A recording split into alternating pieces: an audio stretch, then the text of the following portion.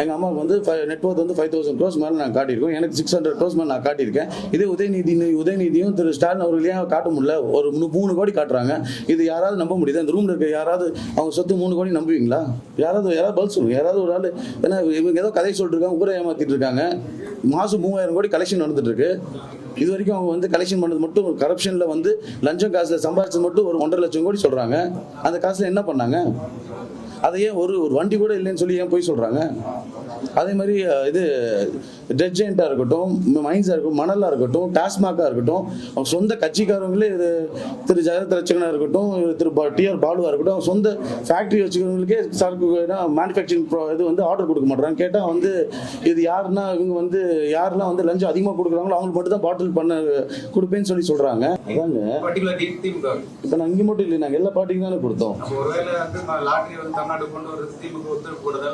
அதுதான் நான் சொல்றேன். நீங்க அதான் நீங்க திமுக கிட்ட தானே கேட்கணும். நீங்க அவர்கிட்ட இல்லை, நாங்க கொடுத்துருக்கோம் சொல்றோம், நாங்க தான் நீங்க கேளுங்க, அவர்கிட்ட கேளுங்களேன். நீங்க திரு ஸ்டாலின் அவர்கிட்ட கேளுங்க. நீங்க ஸ்டாலின் அவர்கிட்ட ஏன் கேட்காம என்கிட்ட கேட்குறீங்க? வாங்குறது அவர் தானேங்க. நாங்க டொனேஷன் எல்லா பார்ட்டி தான் கொடுத்துருக்கோமே. நாங்க எல்லா பார்ட்டி தான் கொடுத்துருக்கோம். இது எப்படி நாங்க கொடுத்தது தினே பண்ணலையே? வாங்கினது எதுக்கு வாங்கினா அவர்கிட்ட கேட்கணும்ல. நீங்க அப்படி எப்படி நீங்க எடுத்துக்க முடியும்? ஒரு ஃபேவர் பண்றதுக்காக தான் டொனேஷன், ஒரு ஃபேவர் பண்றதுக்காக தான் டொனேஷன் எடுக்க முடியாதுல்ல. நீங்க டொனேஷன் வந்து யாரும் விருப்பப்பட்டு இப்ப ட்ரஸ்ட்னு ஒண்ணு இருக்கு.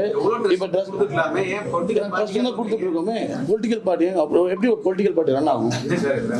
போட்டிக்கு எப்படி ரன் ஆகுங்க? பொலிட்டிக்கல் பார்ட்டி ஃபண்ட் வேணும் தானே? ஏங்க இதுல அக்கௌண்ட் நாங்கெல்லாம் என்ன டிரான்ஸ்பரண்டா இருக்கணுங்கிறதுக்காக நாங்க அக்கௌண்ட் டிரான்ஸ்பரண்டா நம்ம அனுப்புறோம்.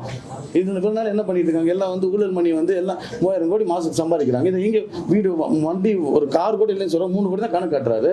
அப்ப நீங்க என்ன சொல்றீங்க? இது கருப்பணத்திலே வந்து இதுல அவங்க கொடுக்கணும்னு சொல்றீங்களா? கிட்ட கேட்டு ஏன் கொண்டு வர முடியல? அவர்கிட்ட கேட்டுருக்கோம். நீ எல்லா கேள்வி என்கிட்டயே கேட்குறீங்க. சார், இப்ப லாட்டரி இங்க தமிழ்நாட்டுல கொண்டுட்டு வரது தான் 500 கோடி ஆதாயத்துக்காக கொடுத்துருக்கீங்க.